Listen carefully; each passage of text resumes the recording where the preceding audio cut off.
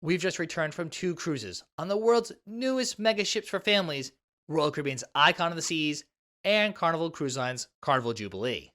And to help you decide which ship is right for your next cruise vacation, we have a cruise ship showdown where we compare each ship on several categories like dining, entertainment, staterooms, and more up next.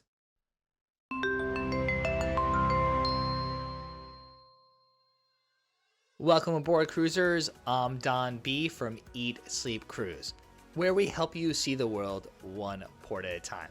So let's just dive right into this review. We've organized this review around categories that we think are important to families when comparing cruise ships and deciding on vacations. If you have any questions about our ratings, either ship or either cruise line, please leave them in the comment section below. We'd be happy to answer them. Now, to ensure we're comparing apples to apples, on both cruises, we did a 7-night Caribbean itinerary. We stayed in the same stateroom category, and we made sure to test out all of the features. That way, we had a fair assessment of how each ship functioned. When picking a Caribbean cruise, one thing that's probably really important to you is the pool deck. Icon of the Seas and Carnival Jubilee offer several pool areas to disperse the crowds. Carnival Jubilee has 5 separate pools, and Icon of the Seas has 7. But when it came to theming and vibe, Icon of the Seas won by miles. Each pool on Icon of the Seas offered a unique experience. 4 of the main pools were located on decks 15, 16, and 17, midship, with a distinct atmosphere and flair. There's the Cloud 17 pool on deck 17, which offers a more relaxed setting for all cruisers, with plenty of padded loungers and a small infinity pool. The Deck 16 Swim and Tonic was another popular spot, as it's Royal Caribbean's first swim-up bar at sea.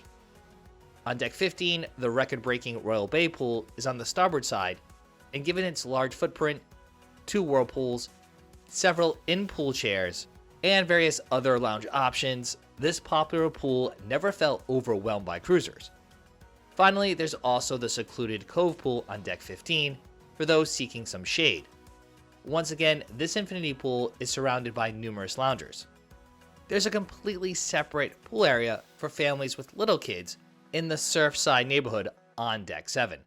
The water's edge pool is perfect for adults as well as kids, and there's a separate splash pad and even a baby pad water feature near this pool.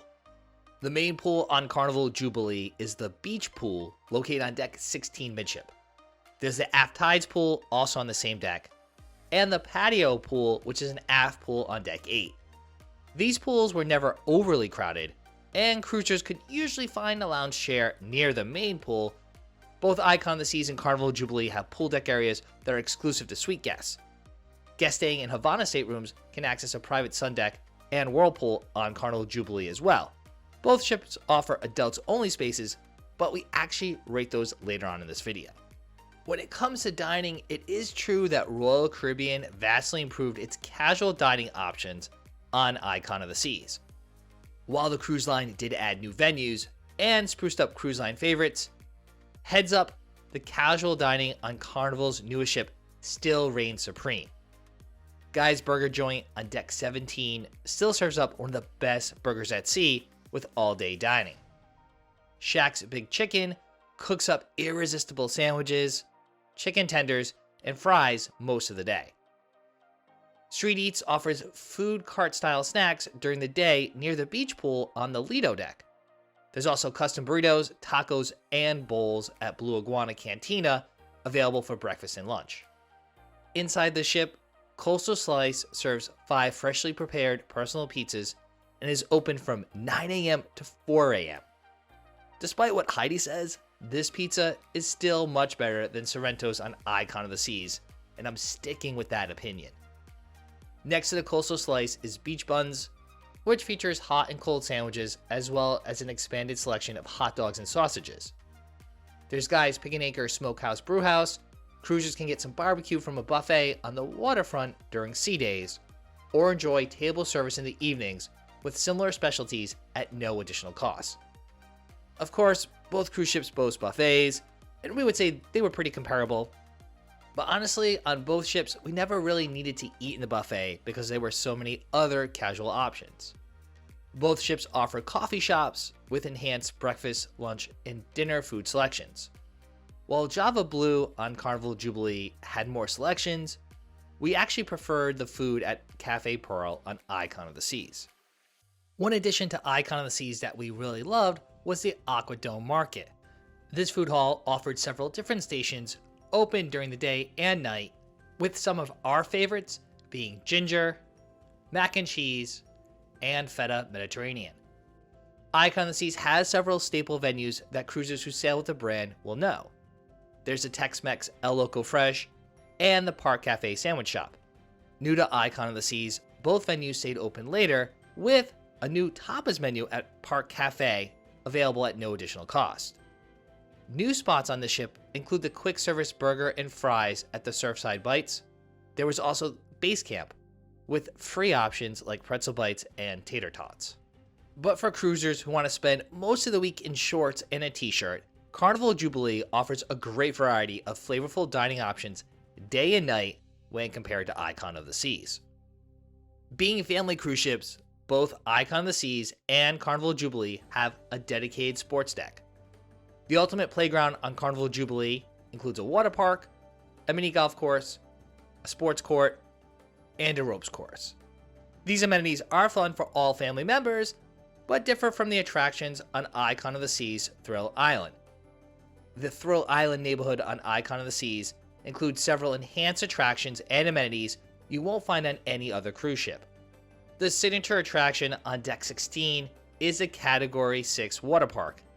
As the name implies, this attraction includes 6 water slides and 5 different attractions. Many of the slides are record-breaking slides. They're the first duo mat racing slides at sea, 2 family raft slides, and 2 body slides. The Pressure Drop, which is the first open freefall slide at sea, as well as the Frightening Bolt. At 46 feet tall, it's the tallest drop slide at sea. Also floating above Deck 16 is a sports court, and this full sports court is large enough to offer a variety of activities like pickleball competitions and challenges like 3-throw competitions. Thrill Island's also home to the Lost Dune mini golf course, which provides more challenges and intricate theming than a similar course on Carnival Jubilee. Thrill Island is also home to a rock climbing wall and Royal Caribbean's signature surf simulator, the Flow Rider. You won't find either of these attractions on Carnival Jubilee Sports Deck. However, the Sky Course on Carnival Jubilee offers a complimentary experience that is more thrilling and exciting than the upcharge ropes course found on Icon of the Seas. Still, when comparing all the included attractions, Icon of the Seas Sports Deck offers families more wows than Carnival Jubilee. Even though Icon of the Seas Sports Deck was our favorite, that wasn't the case for all the attractions. On Icon of the Seas, guests can pay between $39 to $49 to experience the Crown's Edge.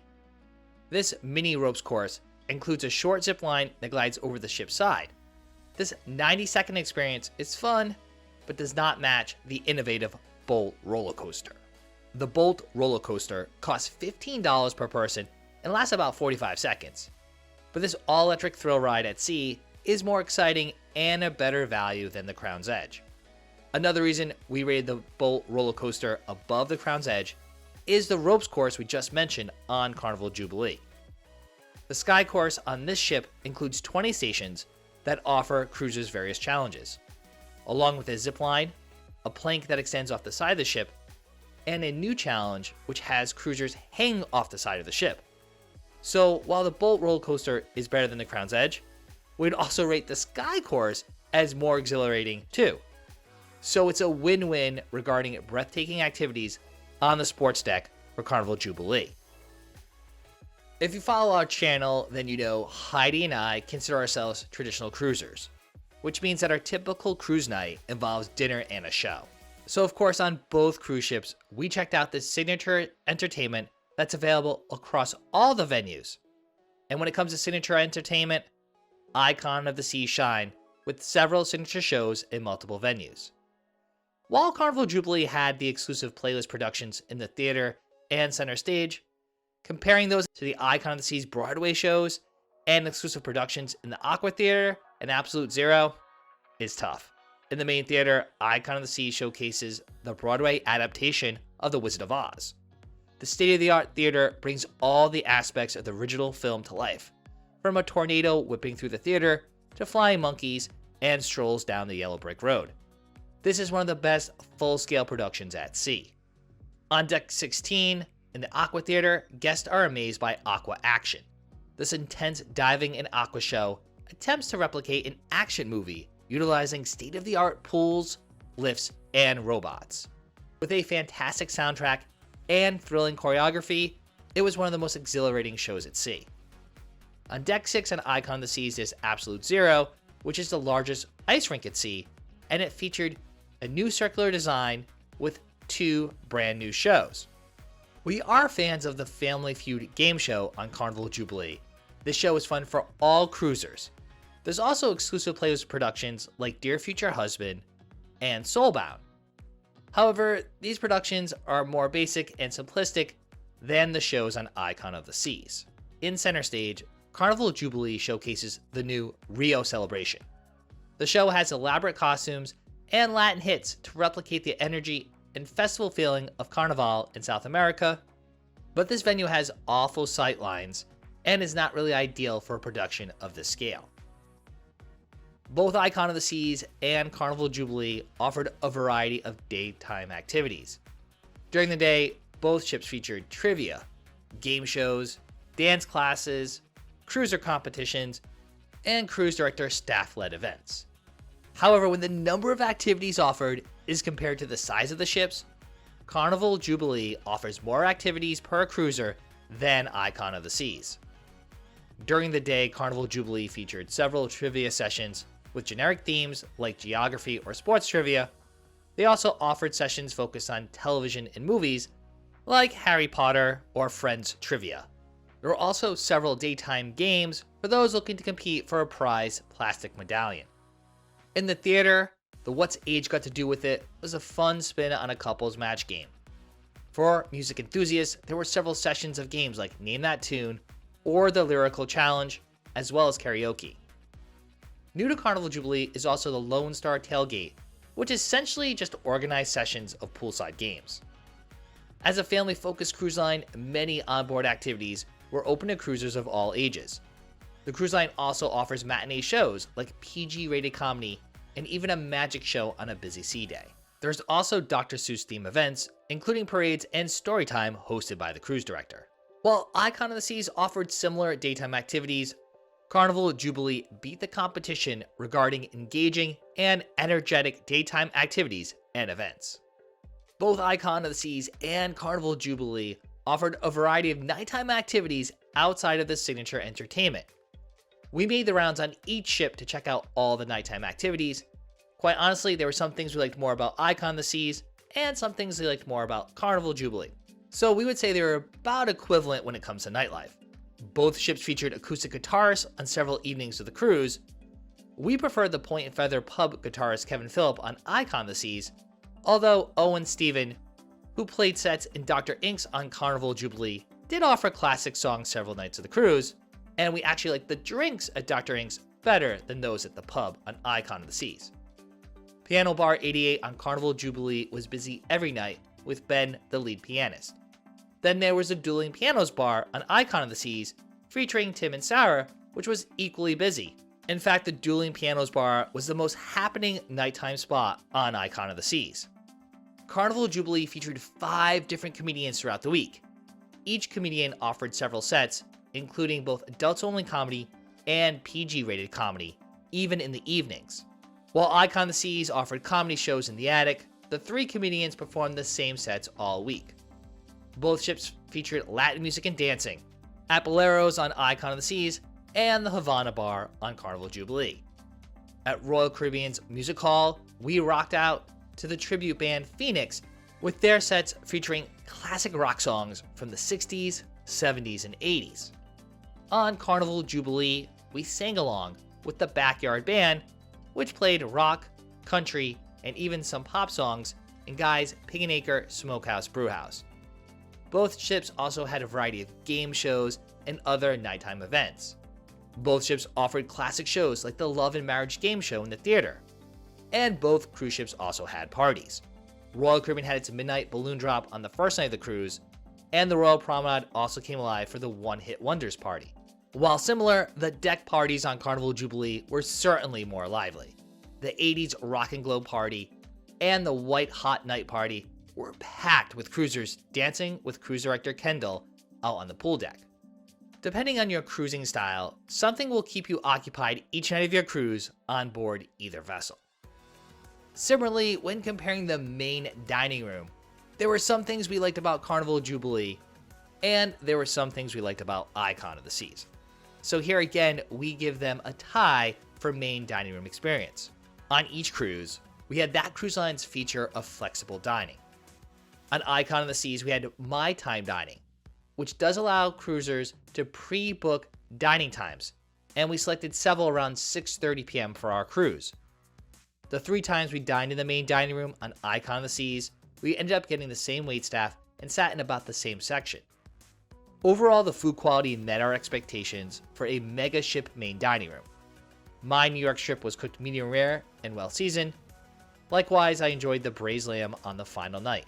And Heidi always enjoys the turkey dinner on Royal Caribbean cruise ships. The food was always delivered well plated and at the appropriate temperatures. The service from our waitress Lena was on point as well. We were in and out of dinner in about 75 minutes each evening. Our server and assistant server were also friendly and talkative. In fact, Lena remembered our drink preferences after just one visit. She also made sure to time everything just right, so the pacing of our dinners was superb.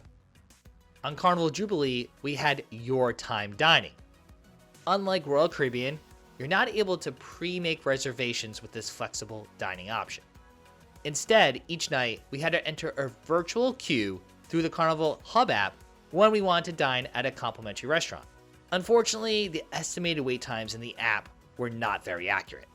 And several times, we waited close to an hour before being called for our table. Carnival just rolled out new main dining room menus with some enhancements. These included new dishes and specialties from Chief Culinary Officer Emeril Lagasse. During our 3 visits to the main dining room, some of the standout dishes were the Gerard Street salad, spaghetti carbonara, jambalaya, banana cream pie, and the melting chocolate cake. The main dining room selections on Carnival Jubilee were on par with Icon of the Seas. However, the service in the Pacific restaurant was not as attentive. There were often long delays between ordering and our courses, and the waitstaff seemed overwhelmed. However, one benefit of Your Time Dining on Carnival Jubilee is access to additional sit-down restaurants for dinner at no additional charge. Now, along with the main dining room, Your Time Dining cruisers can dine at Chibang and Cucina del Capitano. Chibang is a mix of Asian and Mexican cuisine. It features items like spring rolls and sweet and sour shrimp, as well as margaritas, tacos, and bowls. Cucina del Capitano serves up Italian-American cuisine. Some of the can't-miss dishes here include fried calamari, chicken parmesan, and tiramisu. So, Royal Caribbean offered a more standard main dining room service with flavorful meals and excellent service. Carnival Cruise Line offers more options and flexibility, but its service was less personable or timely than Royal Caribbean. There are several specialty restaurants on both these megaships. While we did dine at different specialty restaurants on each ship, for us, Icon of the Seas offered better variety and food quality at the specialty dining restaurants. On each ship, we dined at the Signature Steakhouse. Chops Grill on Icon of the Seas was my favorite.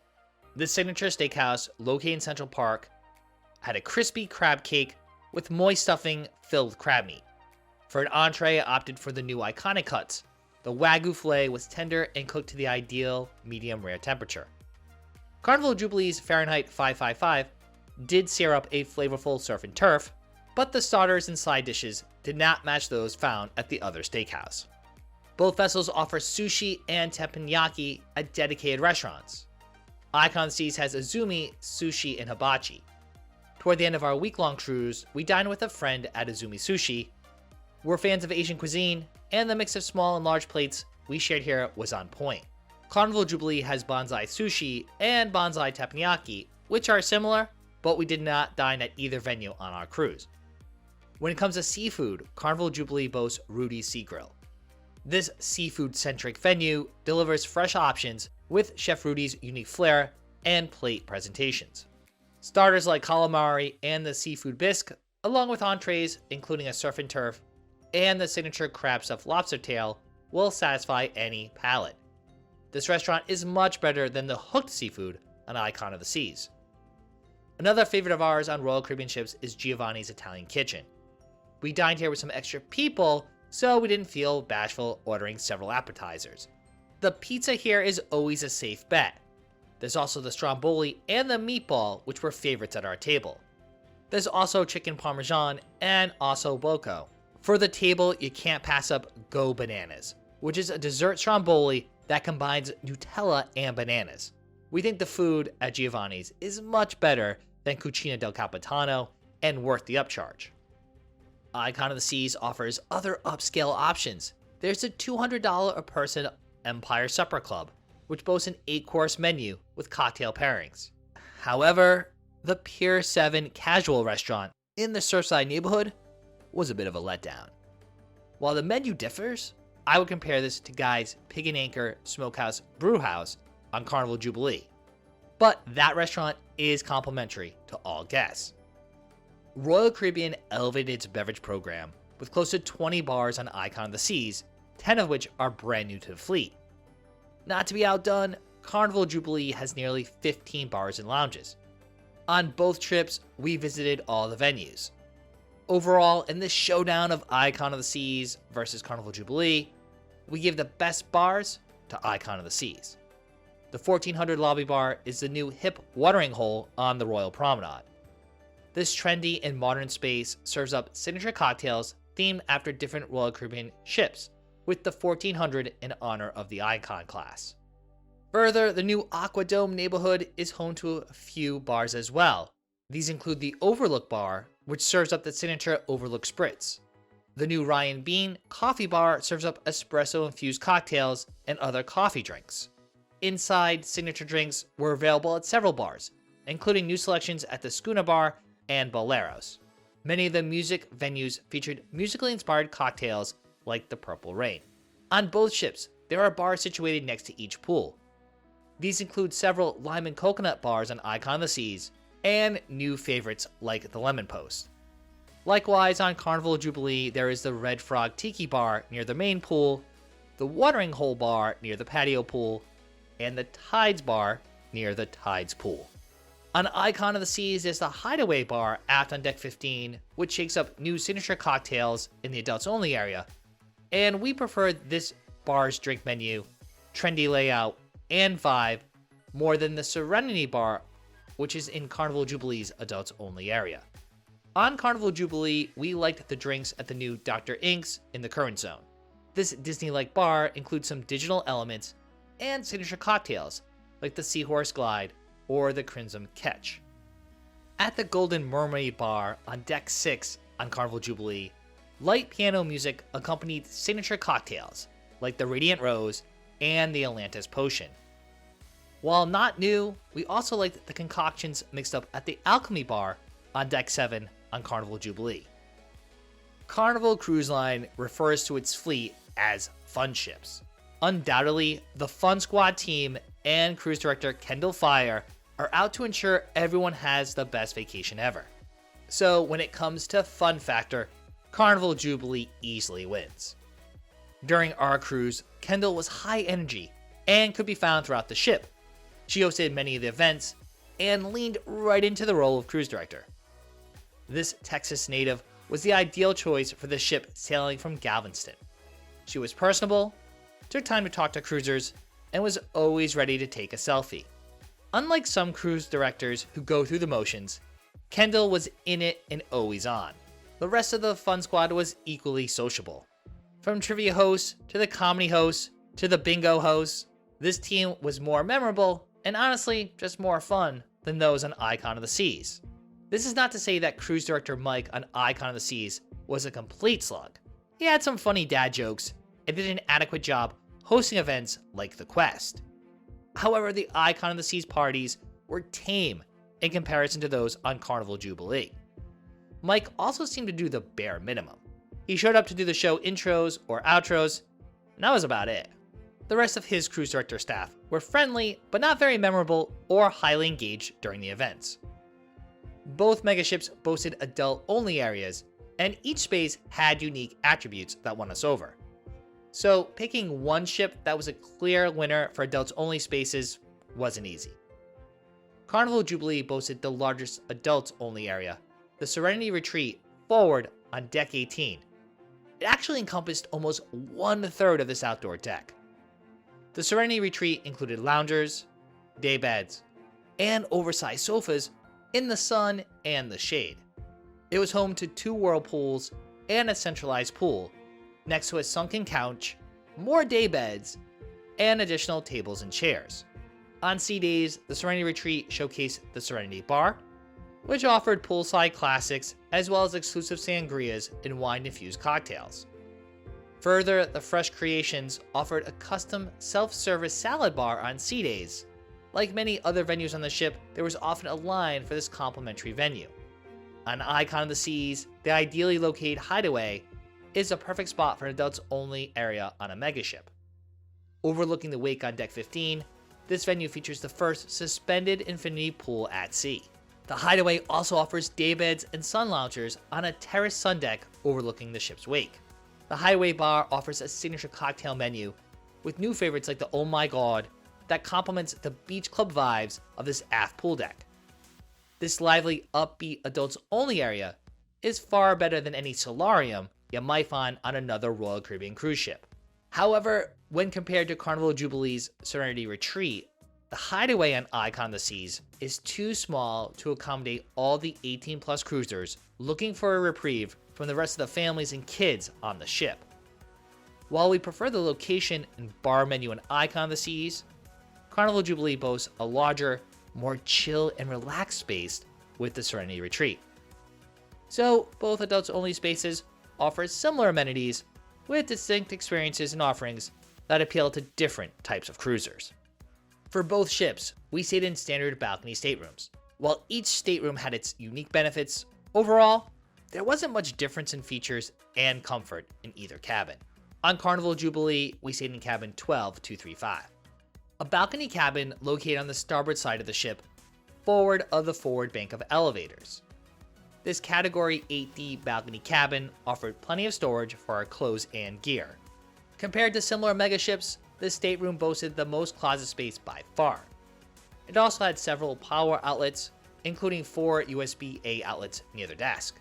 A small shelf on each side of the bed was large enough for a cell phone, and cruisers can charge devices with a USB-A outlet on each side of the bed. While the cabin was functional, we think staterooms on Carnival cruise ships are rather plain. Still, it was a comfortable setup for a week-long Caribbean cruise. In contrast, during our Icon of the Seas cruise, we stayed in a traditional balcony, cabin 4258. Our midship stateroom was closer to the aft elevator bank on the ship's port side. Given the enhancements and trendy design of the public venues, we were surprised that even Icon of the Seas cabin was rather basic. For the most part, the cabin's layout and function were identical to those of other vessels in the fleet. Our stateroom on Icon of the Seas included more power outlets and both USB-A and USB-C outlets than our accommodations on Carnival Jubilee. The balcony cabin on Icon of the Seas was slightly larger, with chairs, a table, and small ottomans to help you relax while at sea. The bathrooms in each stateroom were similar. They offered the same storage options and equally sized shower stalls, utilizing a multifaceted hinge, giving cruisers more space to maneuver in these tight quarters. As we mentioned earlier, both ships had a similar capacity of around 5,600 passengers. With both ships having the same number of cruisers, we can confidently say that Icon of the Seas handled the crowds much better than Carnival Jubilee. During our trips, Icon of the Seas better dispersed crowds and maintained a more efficient flow of cruisers than Carnival Jubilee. Perhaps what surprised us the most about Carnival Jubilee were the sheer number of lines we encountered during the trip. Complimentary restaurants, entertainment venues, or other activities usually had lines irrespective of the time of day. Unlike Royal Caribbean's Icon of the Seas, where we rarely encountered lines. It is true that Royal Caribbean's Icon of the Seas requires reservations for many shows. It also offers cruisers the ability to reserve dining times in advance. So, part of the issue could be the difference in onboard systems. Finding a lounger on Icon of the Seas pool deck was never an issue. Plus, even at peak times, we didn't have to look long for a seat at a bar during the day or night. The one exception was the Dueling Pianos bar. That venue was always packed, and getting a table to watch one of the sets was nearly impossible. The elevators were another instance where Icon of the Seas far surpassed Carnival Jubilee. The intelligent elevators on this megaship were easy to use, and we had no issues getting a lift any time of day. Compare that with the small and often cramped elevators on Carnival Jubilee. Getting an elevator was often difficult, with Heidi and I needing to wait for several different elevators to pass on multiple occasions before we could hop on. Now that you know how Icon of the Seas compares to Carnival Jubilee, it's time to book that next cruise. But before you do, you're going to want to check out our video right here on YouTube of the 21 cruise boarding day mistakes cruisers often make and how to avoid them. In that video, we give you our insider tips to ensure that first day of your cruise is problem-free, so the rest of your trip is smooth sailing.